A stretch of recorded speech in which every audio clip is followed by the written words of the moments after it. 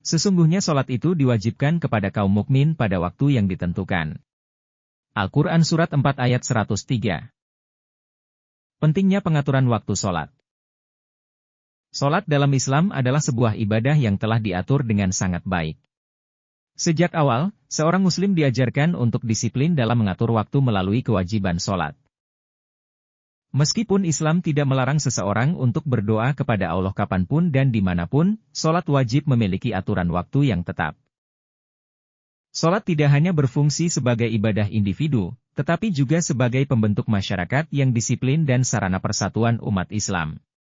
Hal ini tidak akan terwujud tanpa adanya waktu-waktu sholat yang teratur, tempat yang tetap, serta metode ibadah yang seragam. Oleh karena itu, Al-Quran menetapkan bahwa sholat harus dilakukan pada waktu-waktu yang telah ditentukan. Waktu-waktu sholat dalam Al-Quran. Meskipun Al-Quran tidak secara eksplisit menyebutkan semua waktu sholat dengan jelas, terdapat beberapa ayat yang memberikan petunjuk mengenai hal ini. Waktu-waktu sholat dalam surat Al-Isra. Tegakkanlah sholat mulai condongnya matahari hingga gelapnya malam, dan bacaan Quran pada waktu fajar. Sesungguhnya bacaan Quran pada waktu fajar itu disaksikan, Al-Quran Surat 17 ayat 78. Dari ayat ini, kita dapat memahami 4 sholat yang berdekatan waktunya. Zuhur, setelah matahari tergelincir. Asar, sebelum matahari terbenam. Maghrib, setelah matahari terbenam. Isya, setelah langit menjadi gelap. Sholat subuh disebut secara khusus sebagai bacaan Al-Quran di waktu fajar. Waktu-waktu sholat dalam surat Toha. Maka bersabarlah atas apa yang mereka ucapkan, dan maha sucikanlah Tuhan dikau dengan memuji, Dia, sebelum terbit matahari dan sebelum terbenamnya, dan maha sucikanlah Dia, selama waktu malam dan sebagian waktu siang, agar engkau berkenan di hati. Al-Quran Surat 20 ayat 130. Dari ayat ini, kita bisa memahami bahwa sebelum matahari terbit adalah waktu subuh. Sebelum matahari terbenam adalah waktu zuhur dan asar. Pada sebagian waktu malam adalah waktu maghrib dan isya. Waktu-waktu sholat dalam surat Hud. Dan tegakkanlah sholat pada 2 ujung hari dan pada bagian permulaan malam. Sesungguhnya perbuatan baik itu melenyapkan perbuatan buruk. Ini adalah peringatan bagi orang-orang yang penuh perhatian. Al-Quran Surat 11 ayat 114. Dari ayat ini, dapat disimpulkan. 2 ujung siang, adalah waktu subuh di awal hari dan waktu zuhur hingga asar di tengah hari.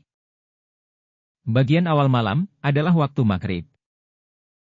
Waktu-waktu sholat berdasarkan hadis. Dalam sebuah hadis, Nabi Muhammad menjelaskan waktu-waktu sholat sebagaimana diajarkan oleh malaikat Jibril. Hadis ini diriwayatkan dalam Sunan Abu Dawud, Kitab 2, hadis 393, dan dirangkum oleh Maulana Muhammad Ali sebagai berikut.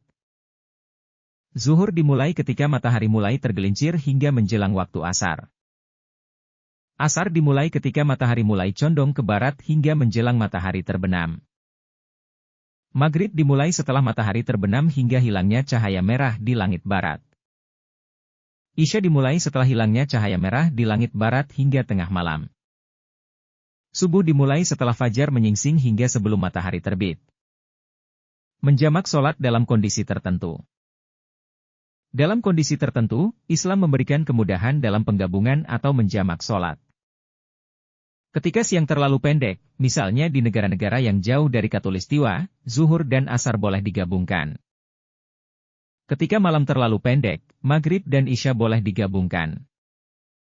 Jika siang atau malam berlangsung selama 24 jam, seperti di daerah kutub, waktu sholat dapat disesuaikan dengan jadwal aktivitas manusia, seperti sholat subuh setelah bangun tidur, sholat maghrib dan isya sebelum tidur, sholat zuhur dan asar di tengah aktivitas siang hari. Kesimpulan, hikmah pengaturan waktu sholat. Sholat dalam Islam telah diatur waktunya untuk membentuk kedisiplinan dan keteraturan dalam kehidupan seorang muslim. Al-Quran memberikan petunjuk tentang waktu-waktu sholat, meskipun tidak menyebutkannya secara eksplisit. Hadis Nabi Muhammad memberikan rincian lebih jelas mengenai waktu-waktu sholat. Islam memberikan kemudahan dalam menjamak sholat dalam kondisi tertentu, menunjukkan fleksibilitas syariat dalam keadaan darurat. Melaksanakan sholat tepat waktu bukan hanya cara beribadah, tetapi juga cara untuk mendekatkan diri kepada Allah, serta membangun disiplin dalam kehidupan sehari-hari.